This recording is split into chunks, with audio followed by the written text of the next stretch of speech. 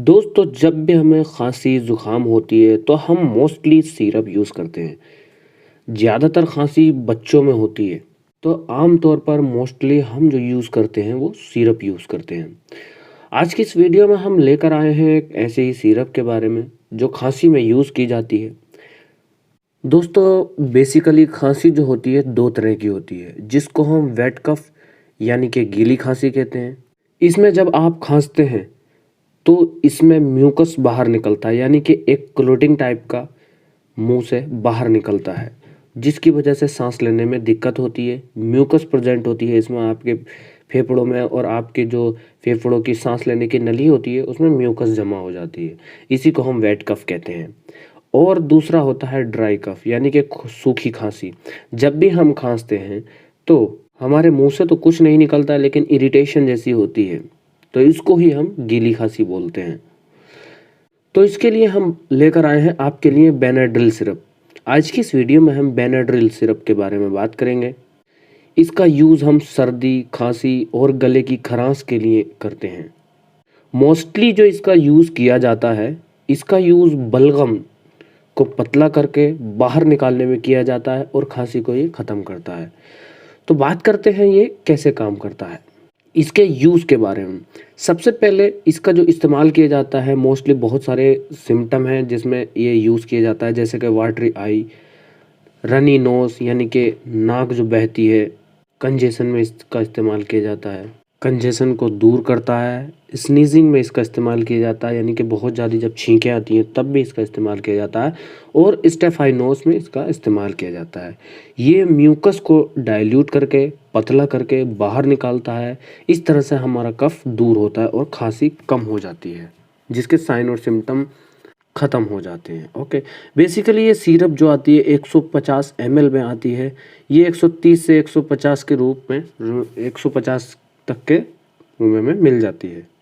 अब इसके बात करते हैं इसके अंदर कौन कौन सा कम्बिनेशन होता है। इसके अगर कम्बिनेशन की बात करें तो इसमें सबसे पहला कम्बिनेशन होता है डाइफेन hydrochloride, ammonium chloride, sodium citrate and ethanol इसके अंदर प्रेजेंट होता है।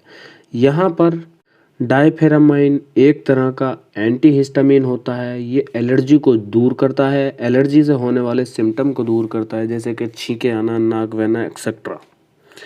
बात करते हैं इसके दूसरे कम्बिनेशन की। इसमें होता अमोनियम क्लोराइड। अमोनियम क्लोराइड क्या होता है? ये एक तरह का एक्सपेक्ट्रम होता है जो आपके बलगम की स्टिकनेस को कम करता है ताकि आसानी से बलगम शरीर से बाहर आ जाए, यानी कि बलगम को ये तोड़ता है।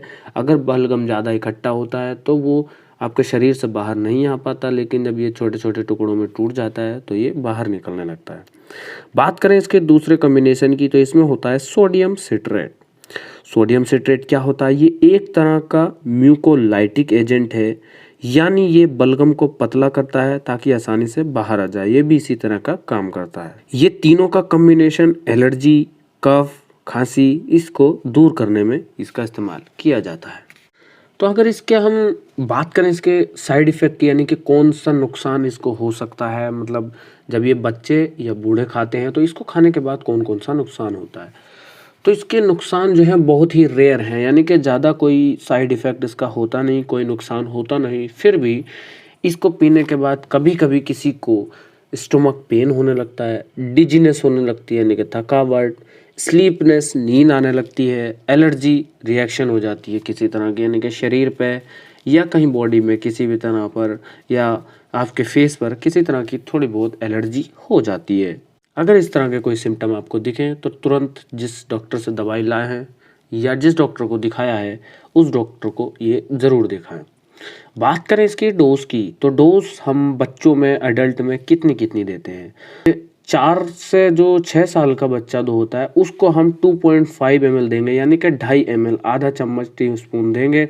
और अगर 6 से 12 साल का है तो 5 ml देंगे, यानी कि 2.5 ml 4 से 6 साल के बच्चे के लिए और 6 से 12 साल के बच्चे के लिए। एक ढक्कन उसमें भी आता है 5 ml का, देख सकते हैं हम, सिरप का जो कैप होता है ऊपर उसके ऊपर भी मिलता है।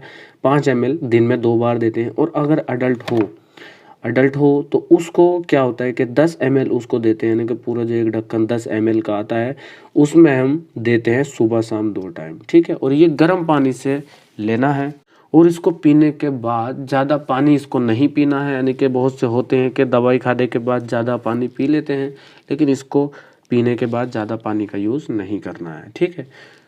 तो ये थी आज की वीडियो बेनाड्रिल सिरप यानी कि कफ सिरप के बारे में।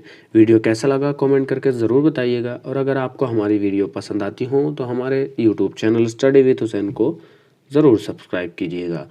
तब तक के लिए बाय, मिलते हैं नेक्स्ट वीडियो में। Thank you for watching.